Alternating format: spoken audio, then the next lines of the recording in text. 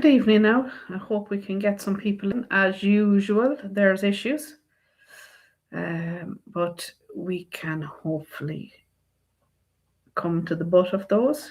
I just want to share this.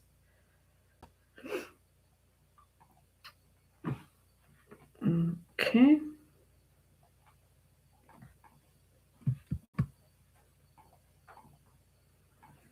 As usual, there's issues going on here, but it wouldn't be one of mine.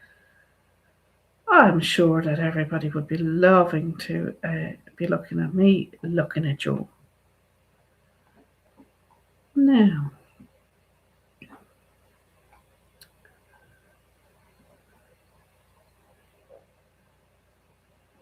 okay. Well, hello there. Now, as I said, you looking at me, looking at you. Good evening. I'm just, I've obviously there is always something going to be a bit of a pain in the butt with me here. So one of my dogs want to get in here. We're just going to have to bear with that for a moment. So this evening we're just going to tip off, and it's a very old saying. It's not what you say, it's the way that you say it, and that is no better than in the courts itself. Now I've done up a very small booklet here, and I'm going to show it to you. So we are going to have a look here. So this is basically what is happening every single day with lay litigants, whether they're new or old. I've seen 10, 15-year-old or 15-year long-term, very experienced lay litigants still using some of these words. So this is something that we need to get to the bottom of. We see here, we have lender conduct, abuse, pressure, and bad faith. So these are areas which we know ourselves now from absolute experience that they're not working. All right. And something that I have said to people for a long, long time, when you have somebody going into court, they're going in with their own lived experience. They're going in with their own pain.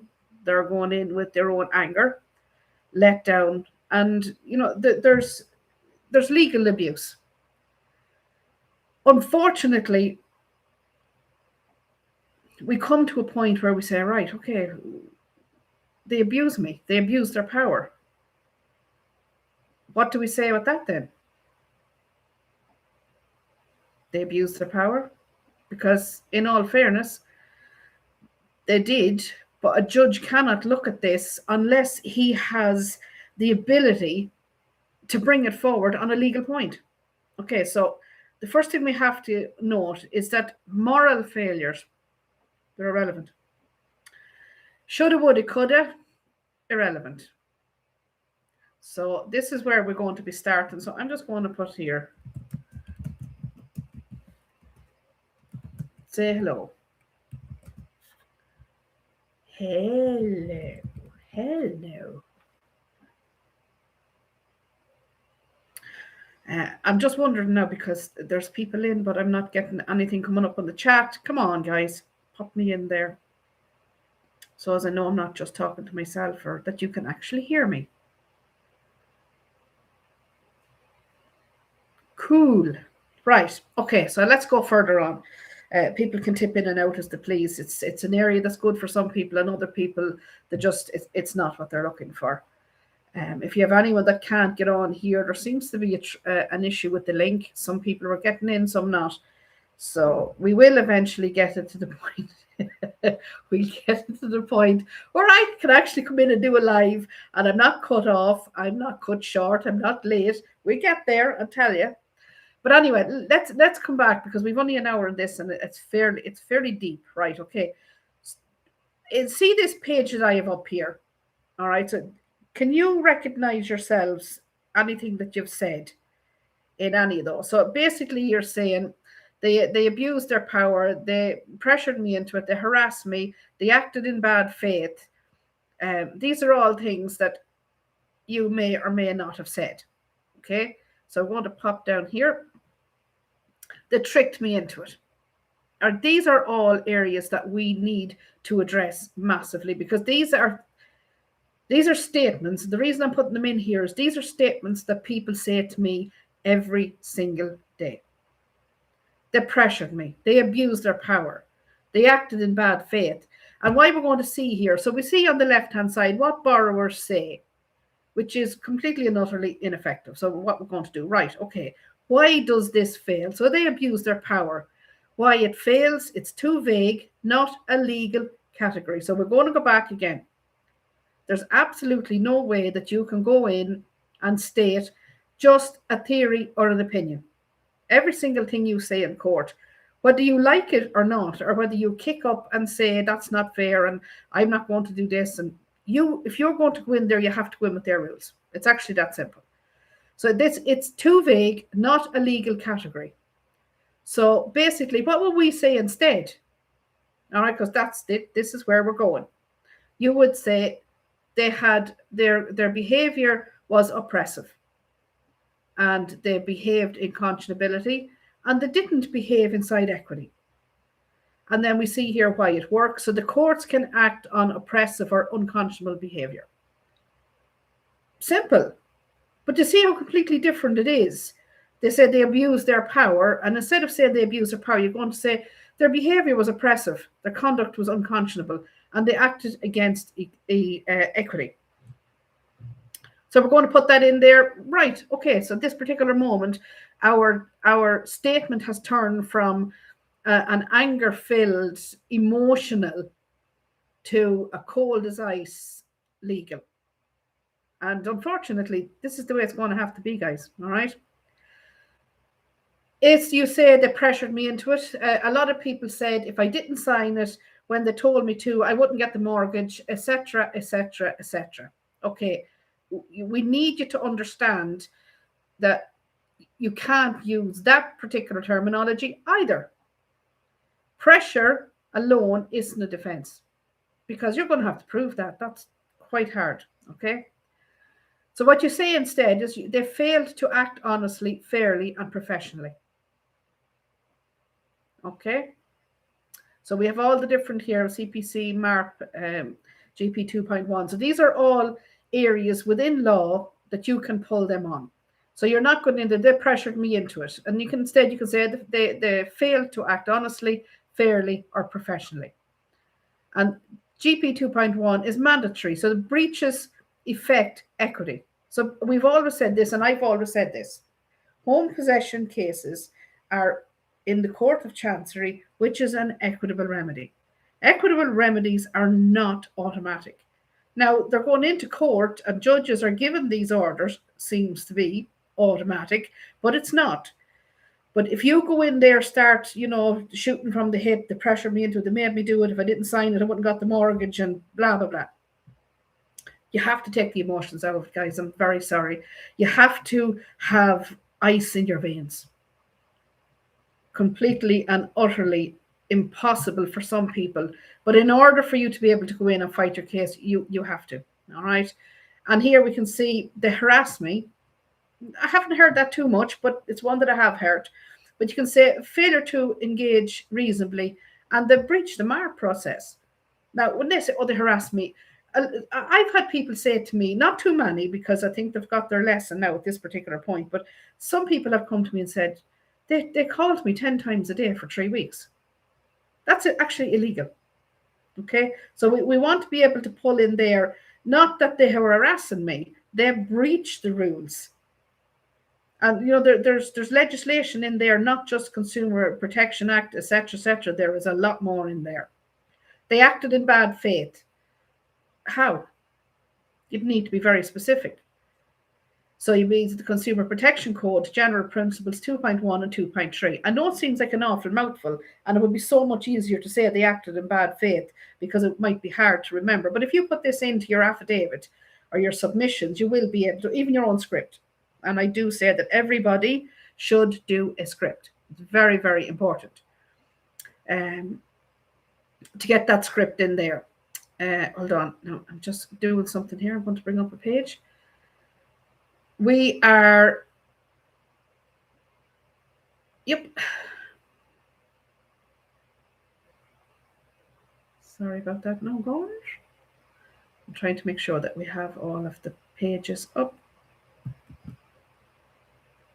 Now, We're going to go back here. Okay, so, they tricked me. So we're going back to say misrepresentation, misleading information. This is how you correctly plead it in court. You don't go and say they tricked me or they told lies. That's a big thing. People say, they were lying, they was telling lies. That's all fraud. You cannot be using any of this terminology in court because fraud, number one, serious. It is a criminal offence which requires intent. And to be able to say with proof that they intended to do this, it's nigh on impossible. So we need to go back in here where areas where we can win because we have misrepresentation and misleading information. All right, so misrepresentation is recognized as illegal, okay, and undermines credibility. Okay, so we're going to go to the next part. So this is the conduct, abuse, pressure, and bad faith. So what we would say is we're going to take that. We're not going to say abuse, pressure, and bad faith. We're not going to say that. We're going to say oppressive conduct, failure to act honestly, failure to engage reasonably with the mark and breaches of the CPC, general principles, and misrepresentation or misleading information. So straight away, we've gone from hysterical lay litigant jumping on the spot to somebody who's actually putting their legal representations in front of the court so their case can be heard. This one here as well, okay, that took advantage of me. It is too emotional. Now, again, please, I'm not dismissing what anybody's feeling. I'm really not. But in order to go into court, guys, you are going to have to go in and have ice in your veins. You really are. So if you're feeling that you were took advantage of, or they made a fool out of you, or that they knew that you couldn't afford, blah, blah, irrelevant. So we're going to go on unconscionability. And suitability breach. This is huge. Suitability is mandatory. And unconscionability is equitable. So again, as I said, we are in an equitable court here. They are using a legislative process of 62(7) or Section 3 to bring this actually into court. But that's the only thing they can do. They can bring it into court with this. Right, so we're hitting now on the really hard-hitting one next time, all right? Fraud, deception, document issues, and tampering. Now, here's where you have to be really careful. And if you move from this on the left to the third one in, you can actually have a judge move your case from the summary proceedings in the circuit court, which is absolute hillbilly land, okay, into plenary. So again, this is what we have. What people say to me every day, they committed fraud. Ooh. Requires proof, okay? And it's too broad. So what you're going to say is, well, we want strict proof of title. We want records, underwriting, and accounting. Now, this is area, if you just look here, all right, I'm just going to highlight it there if I can. Hold on. Okay, this is something I have a massive issue with. Nobody is answering this for me. And I think if we can get a few heads together, we might be in a position to say, where's the underwriters? You see, there's an area in law. Now, I'm not moving off this. I'm just moving across it and kind of out here just a little bit, because this is something I want to say, all right? When you made an application for your loan, your loan application would have went to the underwriters. And by the way, I have not yet got a single person's loan application forms. We have the loan offers, but the loan application forms themselves with your income and how they came about it, the underwriter's report, all of this is missing in every single case I deal with. So if this was something that anybody was interested in going further with, let me know and I'll tell you how to do it. But please do try it anyway, okay? So you're looking for the underwriter's report. When you make an application for a loan, the underwriter takes a look. He looks at your feasibility, the ability to pay, your wages, and the biggest thing which was happening before the crash was people's unguaranteed overtime was taken as income, which is ridiculous. So the underwriters will say, oh, okay, right, that's no bother at all. We're going to give you this loan. And it turns out that they didn't check your records. They didn't do due process. They didn't do due diligence.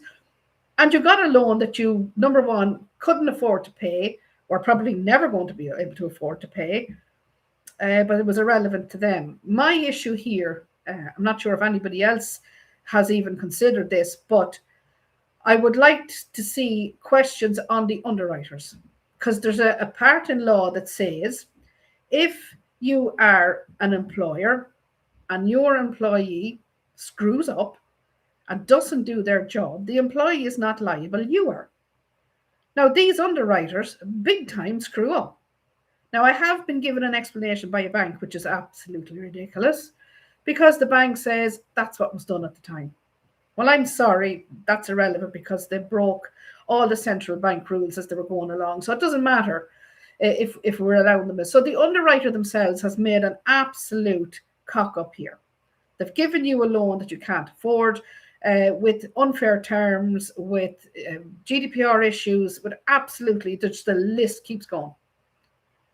And there's nobody taking account for this. Now, we are saying, okay, we can't say that there's predatory lending. It can be taken into account as long as we use the right terminology, because there's no such thing as predatory lending in Ireland. And this is where people have been falling down by using the word predatory lending, because it doesn't exist. Well, we do. I'll go across that in a minute, but we're going back to the underwriters. So the underwriters have made an absolute cock up. What I'll do is I'll give you the closest example I can give you, just for in basic terms. If you go into Tesco's is a large supermarket with many chains all over the place, many managers and many employees. So basically, if you go into the fruit and veg department and you slip and fall and a couple of grapes or banana that's on the ground, do you sue the employee? No, you don't. You sue Tesco's. And this is the very same thing. These underwriters breached their own contracts. They breached all of the rules of the central bank. And yet we're told we can't have predatory lending or unfair lending or unfair conduct. That can't be brought in. Yes, it can. And this is what tonight's is about, is that we are going to come back, okay? And we are going to say, no, it's actually not that simple. We're going to change our words, and that's what is said. It's not what you say, it's the way that you say it. We are saying the very, very same thing, but in legal jargon. Okay, so the committed fraud, basically what we want on our affidavits and our legal submissions, we're going to say we want strict proof of title, we want records, we want the underwriter's report, and we want the accountancy as to how you came about giving me this loan. And why this worked? Because missing and inconsistent documents undermine the case. We may never be able to stop anything from happening, but we can seriously put cogs in their wheels. And this is a big thing. This is an area where people come to me every day. They forge the documents. Those documents have a different third, fourth, and fifth page than the first page. The type is different. The paper's different. There's actually nothing about this front part of this agreement and the part where I signed that's actually the same. They've put two documents together. Okay, if you say they forged the documents, what you're doing is you're having an allegation without evidence. And if you have an allegation without evidence, it's ignored. It's actually that simple. So what you need to say, I want to challenge the authenticity under the evidence rules. And we have, and I can actually give you a link to a book that is the law of evidence. Okay, and there are these huge evidence rules, and we have to say that we believe that there's defects in the affidavit. So we're not telling lies. We're not coming and saying that you forged this and you forged that and you forged the other, because they're not going to be accepted in the courts with that legal terminology, because it's an allegation. So instead of putting in an allegation, you're putting in a challenge. And the courts must examine defective or unreliable evidence. If it's put in properly, then you're going to see that there is comeback for you. The next one then is they altered my statements. We need forensic reports on that. Okay, and we see the CPC, number 11, is record keeping. And we have breaches and accounting inconsistencies. Where you have those, you may have your original breach of contract. And once we can show that your contract was actually breached before the default, we're on completely different ground. Absolutely, completely different ground. So why this works is record keeping breaches damages the credibility of the plaintiff. Again, I'm not saying any one of these things are going to win any cases, but if we go in armed with their rules, their terminology, and the words that they use to strike you down, so as you can come and strike them back, you're no longer going to be defending yourself. You're going to be the attacker. You're the one that's going to go out and attack the person that's trying to steal your home.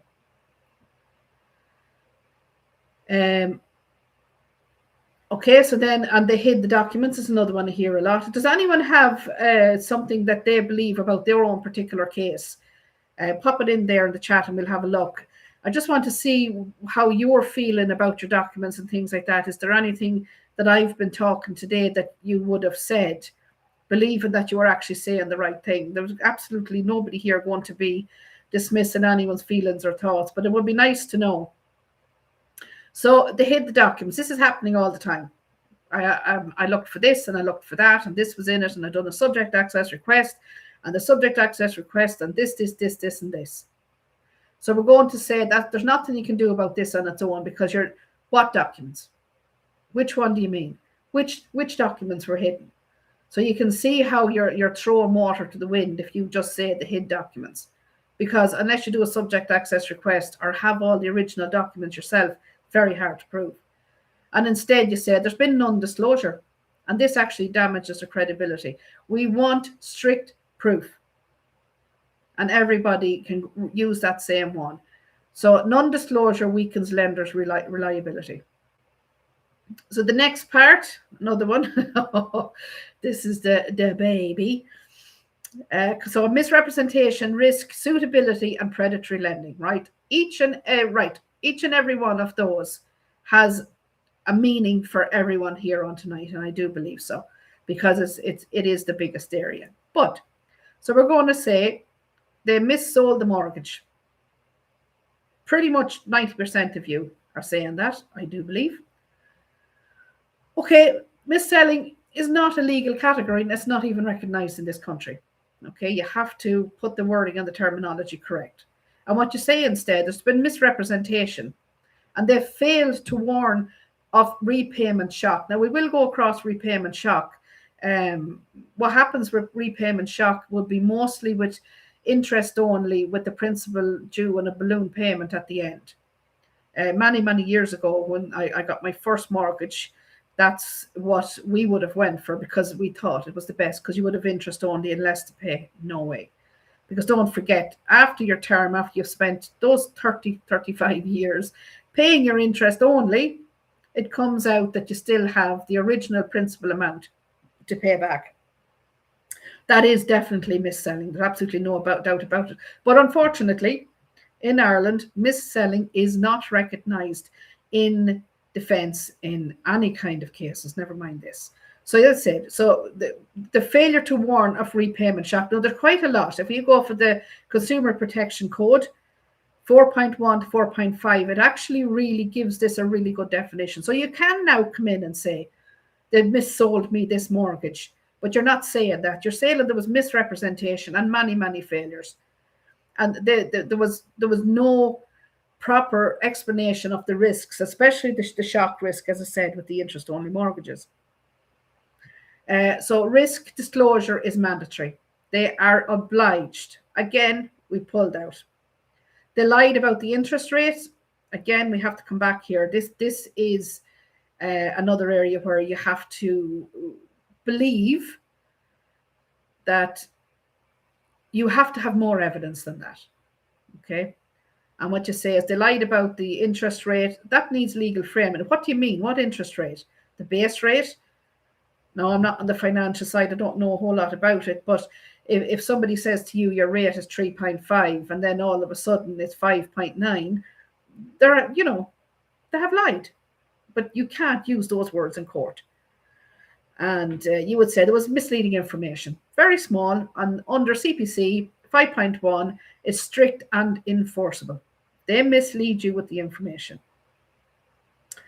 They preyed on me. We have this as well. All right. We have to come straight to that. That is emotional. Out it goes in the bin. But we can bring in an absolutely fantastic small little sentence in its place: suitability breach. They are legally obliged. You can see here, suitability is a mandatory obligation. We're only down on page 3 here, and we can actually see the depth of how we have been coming at this all wrong all this time. They knew I couldn't afford it. Oh, see, this is where the courts now. So this is a big one, because I can't swear, but anyway.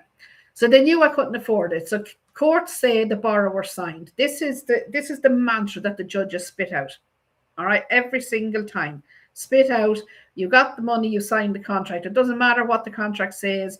It doesn't matter if you couldn't afford it. It doesn't matter that the underwriters didn't do their job. It doesn't matter that the court knew you couldn't afford it, because they're pussyfooting around the fact that you don't know that you have to say there's an affordability breach and failure to verify my income.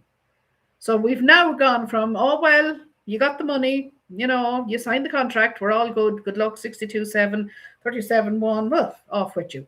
No, we're going to say, I'm sorry, but on my statement and on my affidavit or my legal submission, whatever it is, there has been an affordability breach by this plaintiff, and they failed to verify my income. Huge. See, these are mandatory again with the central court, or the central court, CPC, Consumer Protection Code, sorry. These go on through the central bank, the central bank. And these are mandatory rules which they must process. Now, let me verify again, okay? If you don't bring up to the judge what the problems are and what it is that you are relying in your defense, he can't make it up. A lot of people say to me, oh, the judge knew. It doesn't matter if the judge knows. Unless it's blatantly obvious or in some way, shape, or form that you've even hinted to it in a legal framework like the CPC, like the central bank rules, all of those, okay, you are not going to get anywhere. You have to bring this to the judge's attention, otherwise you're wasting your time. They pushed me into it. That's another one. I've had people say that they were sent home with their mortgage loan applications for their wife or husband or granny to sign it in the house. And nobody legal has come out and had a look at it either. We're dealing with this. Is what we're dealing with. But you can't turn around and say they pushed me into it. Pressure alone isn't a defense. But you can say they failed to act honestly, fairly, and professionally. And this is enforceable. So we're beginning to see here how we could take our very, very weak left hand, hysterical, emotional, because it's your home, and we're going to turn it into a legally factual document that they have to have a look at. This is the next one here. And I just want to remember here, reckless lending in Ireland is, it's not recognised. Okay, so stop that. We've had a lot of people put this into their affidavits. There is no such thing. It was negligent lending. Negligent lending isn't a defence. However, failure to assess repayment capability on the CPC, section 514, they have to assess your capability, which they were not doing. So we have more breaches, and that's a mandatory rule as well. It was reckless lending, not reckless, it's not recognised. We're going to go back to a suitability breach, and suitability is enforceable.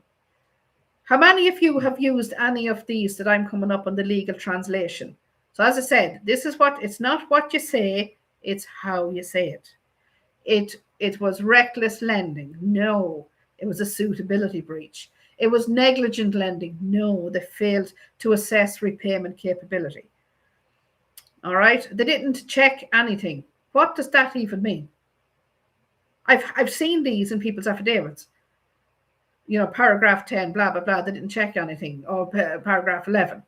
Hello, right? We need failure to verify income. Oh, absolutely. The amount of people that fell into this is just unbelievable. All right. Now, the only problem here is people did inflate their income. And I've had people come to me and say that I've actually been charged with inflating my income and they were able to take my house. Where do you go with that? So they didn't do any of their job, and somebody who was desperate for a home inflated, usually was overtime. That was where the inflation was coming from. Some people had out and out, absolute nowhere near the income that was coming in. They were having 3 people in the house working and 2 of them were just paying the mortgage. And then we're going to say failure to verify income. So you can see how we're going across, how just that change that word, change that sentence from they approve me when they shouldn't have. That's huge. That's another big one that I hear every day. The court said the borrower signed. Enough. So you're not going to go in and you're not going to have that argument anymore. They're going to say they failed to ensure that you had affordability and that you were suitably able to pay back. And this is a regulatory. All right. So that's not just, oh, you shouldn't have done that, or you should. See here, these are all mandatory and regulatory requirements of these. But people now have to go in and start putting it in their way. That should have said arrears. Oops. So they caused the arrears, emotional and truth, but not legal. All right, so this is another argument I see every day. That's why I'm putting them in here. These are things that people say to me every day. The things I see on people's submissions every day and on their affidavits every day. No. So they caused the arrears. Apologies, everybody that knows me know my spelling's rough. So why it fails? Because it's emotional. I think everybody beginning to realize now that we need ice in our veins, and we need to be able to have these statements that come out. They're very factual. Okay, we have to say the lender contributed to the arrears by refusing restructuring. Now, this is absolutely massive, because most of the issues that people are having in these cases is the actual arrears. Completely, utterly, all the time down to arrears. And we have to, because they're saying, oh, they caused the arrears. If that's in your legal submission, the judge and the other side smiles at, because they're paid to be heartless. But the lender contributed, so we're putting it back on them. And the courts consider lender contribution, not cause contribution. So be careful here. They ignored my letters, another one, not enough on its own. And we can say there was mark breaches, because, again, from my own experience with some of my clients, we have written to the other side 15, 20 times, even 1 year, and not one single reply. That's a breach of the mark process, and we need to put that into our affidavits. Courts expect reasonable engagement. Now, I have to say, from very personal experience in this, where you're in the circuit court, the courts expect reasonable engagement. That's absolute rubbish. Absolute rubbish. Circuit court judges, unfortunately, they're a little bit hillbilly, and they just want to stamp and rubber stamp and get rid of it. Unfortunately, until you get up into the higher court, you're probably not going to be able to pull this one. But I think if you are strong enough in the circuit to be able to push forward and say, well, absolutely not. You don't have the jurisdiction to make this because you didn't do X, Y, and Z. But very few people have the ability to lack the fear. You need to lack the fear, because, again, people think that these are almighty presences sitting on a bench. They're still human, and they have no right to humiliate you. But don't forget, humiliation is a form of violence. And even our constitution and the European and international constitutions protect you from cruel and unusual punishments. And I think humiliation in front of a courtroom of people might actually fall into that. Maybe it might be, if somebody was here tonight, might actually think, oh, I might do that. Because I actually have, in the past, with another case, had a judge recuse herself because of her bullying and intimidation. And we pulled up, we made a chart, actually. Another lay litigant friend had made it up many, many years ago. And it's called the legal harassment scale. and we filled out the legal harassment scale and we submitted it to the court and told her to recuse herself. And then we made an official complaint to the judge's authority about her, and literally straight away she recused herself. So there is areas, these are not as powerful. They want you to believe that they're as powerful as they portray, but they're actually not. With this saying, they set me up to fail. Yes, I agree with many of you. You were set up to fail.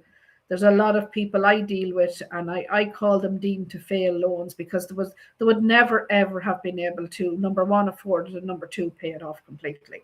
But we can't say that. They set me up to fail. You want to say that, they're going to say, right, that's emotional, out in the bin, all right?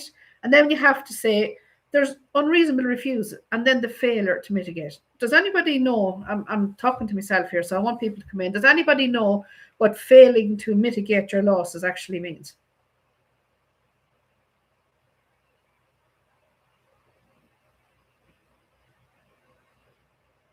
You can pop in as you're going, but I think it's very important that you would have some little bit. I'll do a bit another time on that, but this is what you have to do. So everybody, doesn't matter whether it's them or it's you, everybody is required to mitigate their losses. And the courts expect that.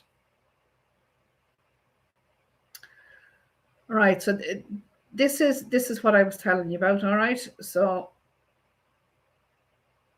the human impact, proportionality, and the extremity of the possession orders themselves and the execution orders and the evictions. So when you say, oh, I'm going to lose my home, again, this is emotional. Can't pull this one. We have to say the possession is extreme, proportionality must be weighed. And the courts must consider this. So if you tell them on the road that they actually have to do this, they don't like it. They don't. And if they refuse to do it, that will give you very good grounds for your appeal as well. So don't be ever afraid to say these things. And the next thing is, my kids will be homeless. Again, emotional, absolutely irrelevant.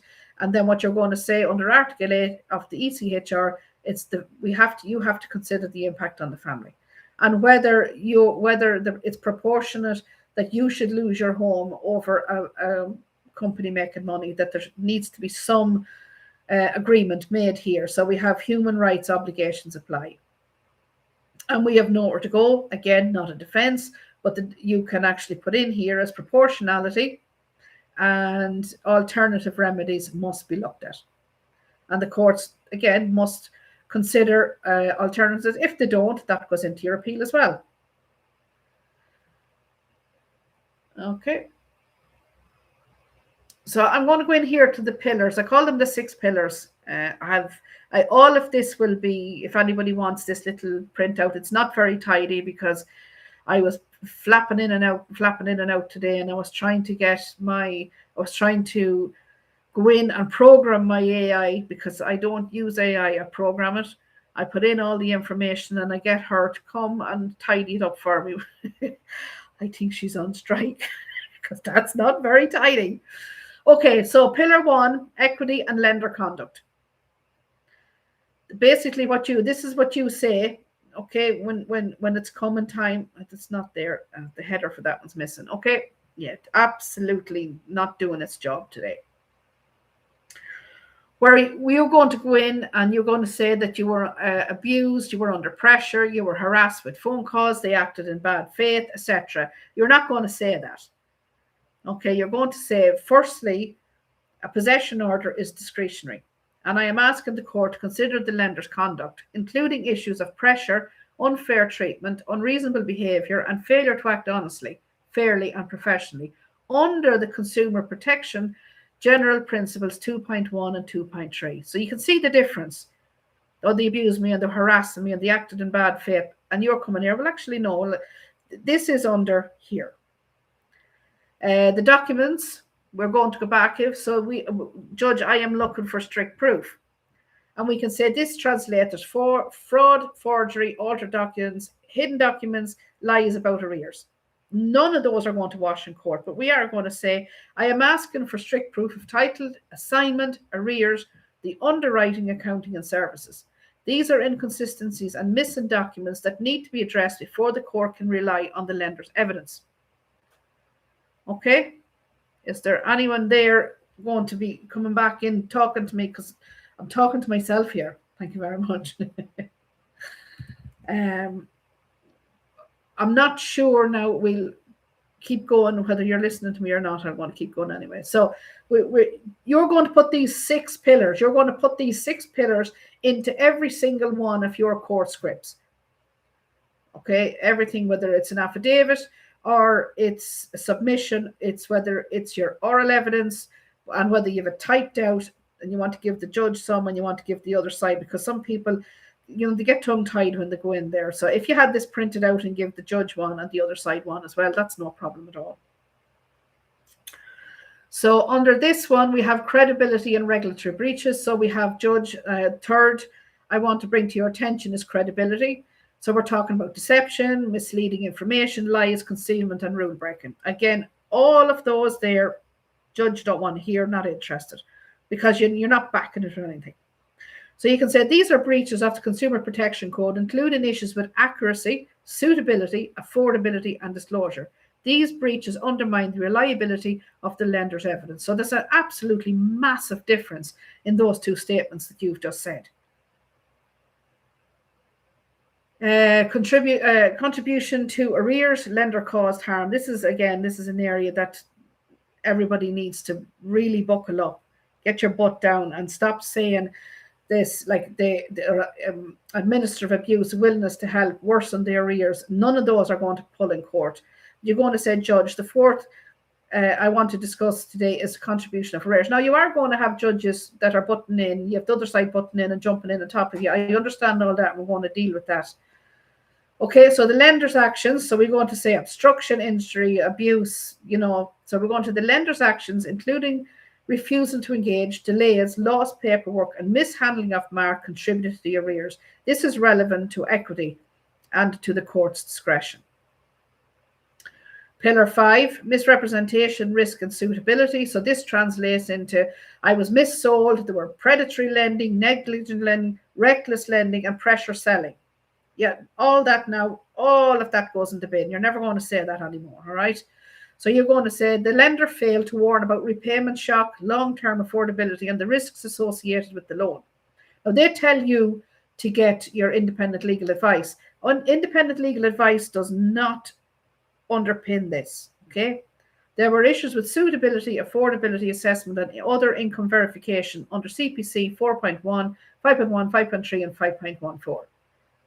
Again, completely different statement, but now you have the weight of the CPC behind you. And pillar 6, proportionality and human impact. We're going to say, I'm going to be made homeless, I'm devastated. What impact is going on? Oh my gosh, my life is destroyed, which is exactly how you are feeling. And you are 100% within your right to feel that way, but that is irrelevant in court. As heartless as it appears, and I'm going to have to keep saying it, ice in your veins. So instead you say 6th, judge, proportionality. I'd like to say possession is the most extreme remedy. I'm asking the court to consider proportionality, the impact on my family, and whether alternative remedies are available. We're probably going to be going over the hour. So if you want to stay. There's nobody going to kick you out just for a minute anyway. All right. Right, okay, so we're going to go down here. These are expanded, all right, so I probably won't go through too much of this. But I just want to say, we can see here on pillar 1, okay? So pillar 1 are all the things that people say. The defendant, the person whose heart and soul is sitting in a folder on the judge's desk. All right? On this is what you're going to have. These are all the things that people say to me. All of them. And all of them in court are completely and utterly irrelevant. All right? This is what you have to say. They're called legal hooks. All right? So instead of saying all of this, you say this. All right? That's what you say instead. And you have something to pull behind. And these are all mandatory. And the next thing, this is so strict proof. The altered statement, forged document, altered, blah, blah, blah. Irrelevant. Okay, we have in Ireland the Evidence Act, CPC 11, record keeping, assignment law, hearsay, affidavits. So basically, instead of saying all of this, you're going to say all of this. Credibility and regulatory, they lied, they deceived me, they hid in front, they misled me, they broke the rules, they didn't tell the truth. Rubbish, rubbish, rubbish, rubbish. CPC 5.1, 5.3, 5.14, CPC 4.1, mark failures, inconsistent affidavits and contradictory statements. Completely different. And these will have to be listened to because they're breaches. Contribution to arrears, to cause the arrears, they refused, they ignored my letters, they made it worse, they wouldn't restructure, to set me up to fail. All rubbish, all absolutely irrelevant in any court. This is what you say instead. All right. When you're missold, they missold the trick, they didn't explain, they told me it was safe, they said it'd be fine. Again, every one of them in the bin, every one of them. And CPC 4.1, risk awareness, suitability, affordability, misrepresentation, duty to disclose material risks, which is huge, by the way. In law, but nobody is putting them into their affidavits. Failure to verify and failure to assess repayment capacity. And finally, 6, proportionality and human impact. All of this, I'd lose my home, kids would be homeless. People say, oh, you're heartless. Relevant, throw it in the bin. ECHR, this is what you do. Proportionality, jurisprudence. There is actually parts of law and common law on this inequity, reasonableness and alternative. Okay? So we've taken all of these and put them into those legal arguments. This is just sort of references that you can do. This is how you would have to put it in. Now, obviously, you're going to have a lot more in your affidavits than this, but this is what you would be putting. So you'd have your exhibits. So equity, exhibit 1 to 3, possession is discretion, lender conduct, compliance with CPC general principles. And you're going to get the CPC rules and you're going to print them out. You're going to put them in there. You're going to have your exhibits. All of these will be exhibits. Arrears calculation, you'd have to just get someone, so your mortgage audit done. If you want a mortgage audit done, get back in touch with me and I'll put you in touch with someone. Credibility, so you have CPC breaches again, contributing to arrears. Again, we're going back with refusal to comply, failure under MARP. And you put your exhibits. Misrepresentation, so we're going to say repayment shock, and all of that would be your own exhibits as well. So this is just showing you what you would be putting in there. This is not, it's just basic. And this would be how your submission would be laid out. All right. Now you're going to say what those are. You're going to fill out each one of those. Again, they're all the ones that I put in there. And we're going to have, like, if you get up into plenary, you're going to have to cross-examine. And most people do not know how to cross-examine. They wouldn't have a clue. And it's kind of understandable. That's not your job. But you will have to learn. So I will be doing here, and you can see that we have short questions. You don't go into big, long questions when you're cross-examining. You know, so you will be asking questions like, can you confirm who currently holds the legal title to the loan? What document proves that? Is the original assignment available? Was it executed, stamped and dated? So these are all really, really important questions when you come to your cross-examination in your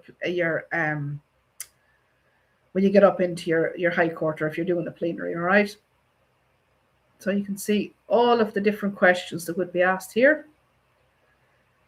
And say the final question, in the absence of complete documentation, can you confirm the strict proof has not been met? You're asking them to confirm that they haven't done their job. Okay?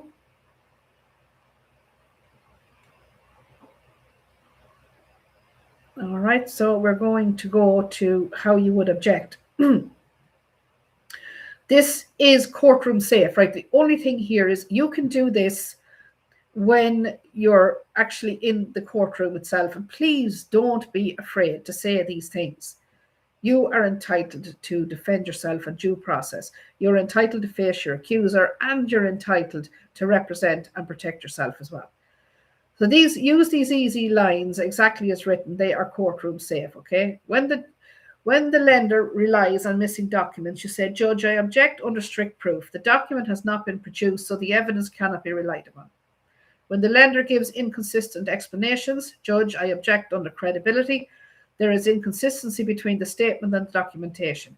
Now, what most people here would say, Judge, they're after lying in their affidavit. See, Judge, they've lied in the affidavit there now. Look at that bit there. That's all lies. That's not going to get you anywhere, and I hear people saying that all the time. When the lender misstates records, which is all the time, Judge, I object under strict proof. The arrears figure is disputed and unsupported by a complete accounting. When the lender ignores their own delays, Judge, I object under contributing of arrears. The lender's delays and failures to engage are relevant to the arrears position. Huge, because many of you wouldn't be in the position that you're in if these arrears weren't actually exasperated by those. When the lender grossly over mis-selling or suitability, Judge, I object under misrepresentation and suitability. These issues remain unresolved and require documentation.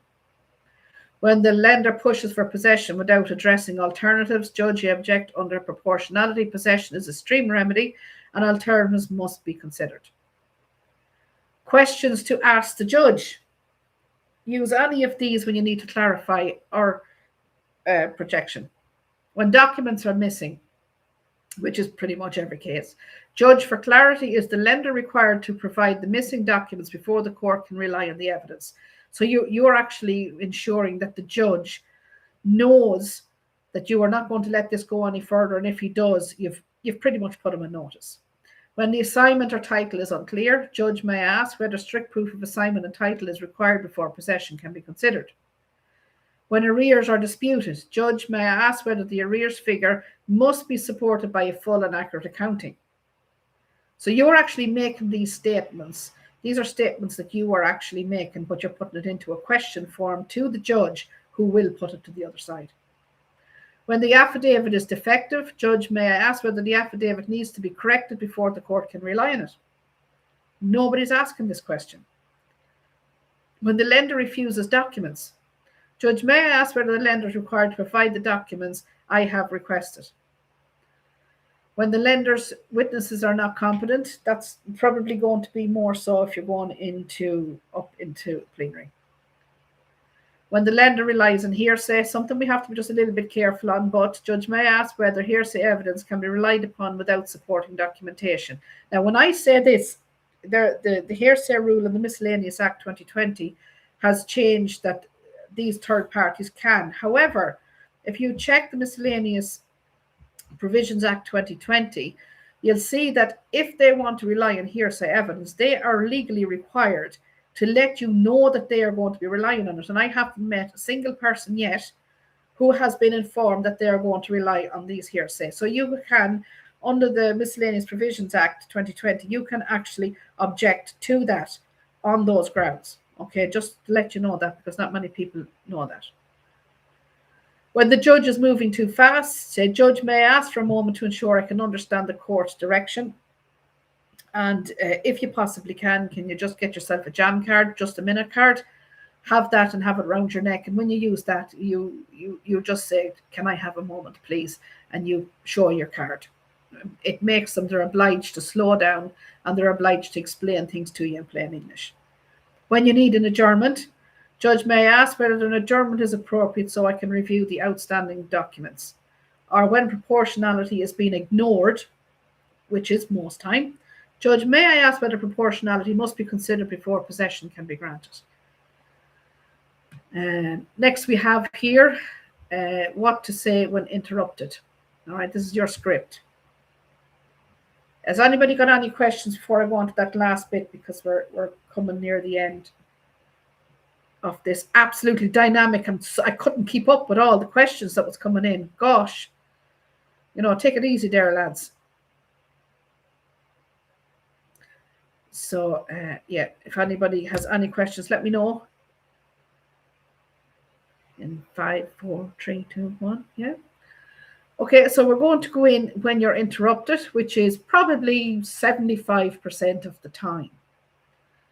Okay, so when you are interrupted, use these lines exactly as written Again, they are courtroom stuff. When the judge interrupts you, you say, of course, Judge, may I briefly complete the point under strict proof or certainty or proportionality, whichever it is. So this shows you have respect, you have structure, you're not rambling, and you're speaking with a legal category. Really important. And the judges respond well to this. So when the lender's barrister interrupts you, you say, I will be very brief. This relates to strict proof and is important for clarity. This re-anchors you, signals discipline, and prevents the barrister from derailing you. I have been going through this with a good few of you, so it's not too bad. So when you lose your place, which we all do, I regularly do, you said, understood, Judge, may I note one final point under proportionality? Again, so you've gone down there on an area. When the judge says, I have read your papers, you say, thank you, Judge. You rely on the written submission under the 6 pillars. So it stops you from repeating yourself, preserves your structure, and protects your record. When the judge says, we don't have time for all that, which is 75% of the cases again, say, of course, Judge, my position is under the 6 pillars. I rely on them. So you're going back over it, and you're making sure, again, for the DAR, that what has been said, that you are being listened to, okay? When the judge misunderstands your point, you say, thank you, Judge, for clarity. The issue falls under strict proof, or it falls under proportionality, or it falls under whichever one that you're dealing with. So it corrects the misunderstanding without argument and without emotion. Again, lads, I know this is me sitting here saying this, but we have to take emotions out of the court. When the lender misstates something and the judge moves on, and you just say, Judge, may I briefly note an objection under credibility, or again, whether that's strict proof or proportionality, whichever one it is that you're working on. So that stops it on the track, and you put you back where you are and make sure that you're done. So when you're cut off mid-sentence, which the judges regularly do, you just say, understood, Judge, may I complete the sentence for accuracy. When you need to slow the hearing down, you just say, Judge, may I ask for a moment to ensure I understand the court's direction. So a lot of that is still coming back in to making sure that you're respectful to the judge, even if it doesn't feel like you want to be, you have to, because this person has your whole life in their hands in a little folder sitting on the desk with all of your life story and everything that you've done folded up nicely in a binder. So that's pretty much it for this evening. I hope everybody heard me, because I would like guys to see a little more getting involved. There's nothing as bad as standing here when I'm doing this kind of a class and this kind of a pod and this kind of a live, and everybody is sitting listening and nobody is contributing. And I know you have all lots to say, lads, because I probably know most of you. All right. I'm going to go here, and this will be recorded, okay? And it'll be going up on Podbean ASAP. And thank you very much for those that did actually pop in there, say hello or whatever. And we should be able to get them a little bit more lively as time goes on. Okay, good night.